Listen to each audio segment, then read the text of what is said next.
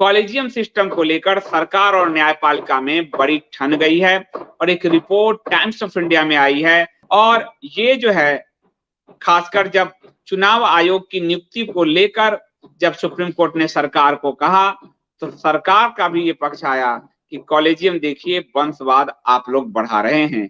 तो ये मैं चाहता हूं कि सरकार और सुप्रीम कोर्ट खूब टकराए ताकि जनता के हित में चीजें हो। सुप्रीम कोर्ट या न्यायपालिका की गंदगी भी साफ हो और सरकार की गंदगी भी साफ हो। इसलिए लोकतंत्र के लोग कहते हैं लोकतंत्र के हिस्से टकराने नहीं चाहिए, मैं कहता हूं टकराने चाहिए ताकि वो आम जनता के पक्ष में सोचे। जब टकराएंगे नहीं, एक दूसरे की दलाली को पोषित करेंगे, एक दूसरे के हितों का संरक्षण करेंगे तो वो आम जनता के लिए कभी नहीं होंगे। इसीलिए न्यायपालिका और सरकार टकरा रही है, इसका हम स्वागत करते हैं। संवैधानिक अदालतों में जजों की नियुक्ति के लिए कॉलेजियम सिस्टम पर बहस अब तेज हो गई है। इसे लेकर न्यायपालिका और कार्यपालिका यानी सरकार और न्यायपालिका के बीच टकराव लगातार बढ़ रहा है। शुक्रवार को यानी कल कानून मंत्री किरण रिजिजू ने कहा कि संविधान के लिए यह सिस्टम एक एलियन की तरह है, क्योंकि चुनाव आयुक्त की नियुक्ति के लिए सुप्रीम कोर्ट ने सरकार को आईना दिखाया तो सरकार ने भी आईना से दिखा दिया कि आपका कॉलेजियम सिस्टम एक एलियन की तरह है। किस ग्रह का है पता नहीं, लोगों को पता नहीं चलता। उन्होंने कहा कि इसमें कई कमियां हैं और कोई उत्तरदायित्व तो नहीं है, न्यायपालिका के पास कोई उत्तरदायित्व तो नहीं है और ये टकराव बढ़ना चाहिए, इसको और बढ़ाइए ताकि सब कुछ साफ हो।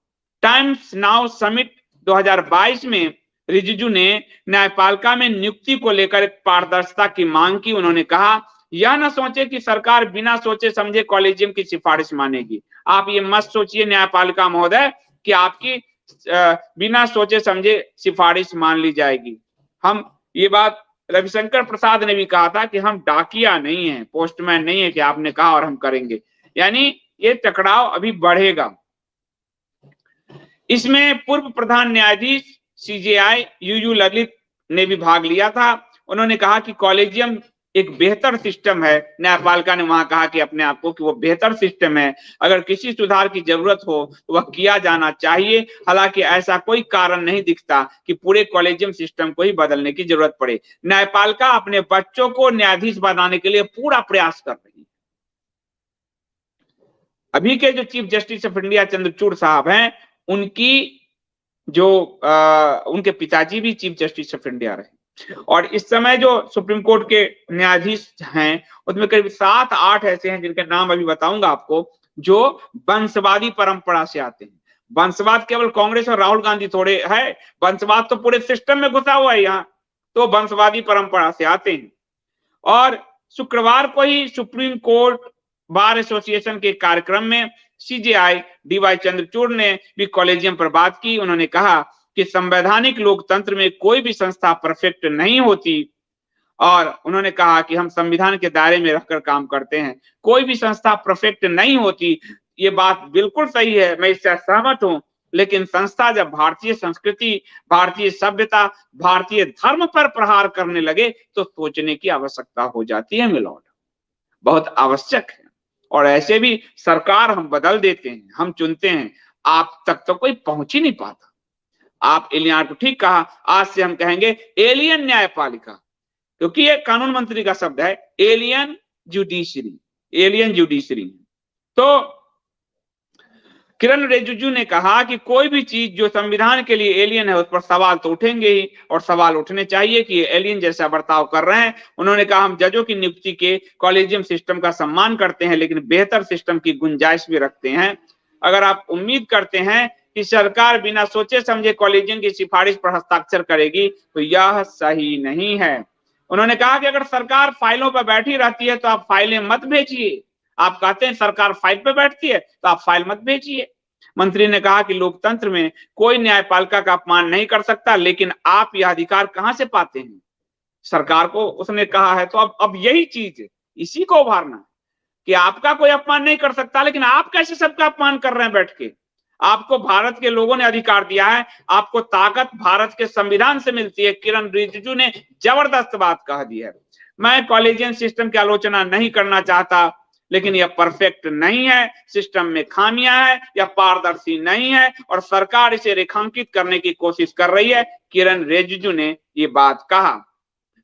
तो सीजीआई का कहना है कि कॉलेजियम के सभी जज मैं भी वफादार सैनिक हैं जो संविधान को लागू करते हैं। सीजीआई चंद्रचूड़ ने दूसरे कार्यक्रम में ये कहा कि मैं भी कॉलेजियम के सभी जज मैं भी वफादार सैनिक है जो संविधान को लागू करते हैं। जब हम खामियों की बात करते हैं तो हमें पहले से मौजूद सिस्टम में ही रास्ता तलाशना होता है। संवैधानिक लोकतंत्र में कोई भी संस्था परफेक्ट नहीं होती, लेकिन हम संविधान के उसी मौजूदा ढांचे के भीतर काम करते हैं जैसी उनकी व्याख्या की जाती है और हमें दी जाती है। महोदय, ये कॉलेजियम बाद में बना है, आप किसको ठग रहे हो?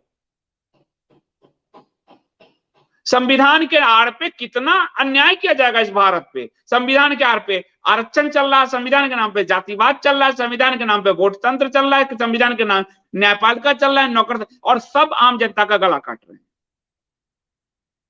सर, क्योंकि जनता आम संविधान नहीं पढ़ती।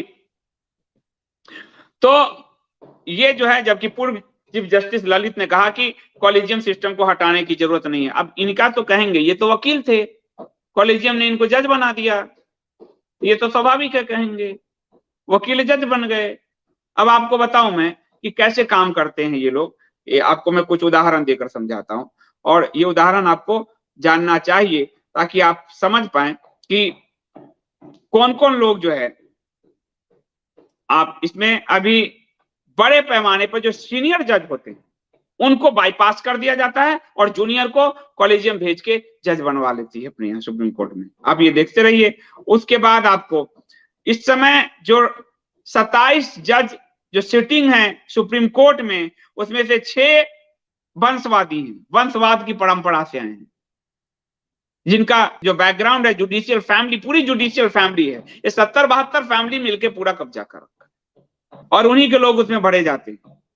इस पे जो आपको करीब करीब ये जितने भी केस आप देखोगे हाईकोर्ट से, हाईकोर्ट के सीनियर जज को बाईपास कर दिया जाता है, जूनियर को ऊपर बैठा दिया जाता है। पूरी सिस्टम बदबू मार रही है। ये बदबू आम जनता तक पहुंचनी चाहिए और इस बदबू का सबसे अच्छा समाधान यही है कि इस बदबू के लिए सरकार और न्यायपालिका टकराए। लोकतंत्र के आपको लोग कहते हैं सभी खंभे टकराएं, ये उचित नहीं होता। ये दलाल प्रवृत्ति के लोग कहते हैं उचित नहीं होता। टकराने चाहिए, अधिकारों की परिभाषा तय होनी चाहिए, और जो टकराएंगे तो जनता के लिए कुछ मंथन में निकलेगा। टकराइए, मैं कहता हूं टकराइए, टकराना आवश्यक है। लोकतंत्र में टकराव होना चाहिए, वो बहुत आवश्यक है।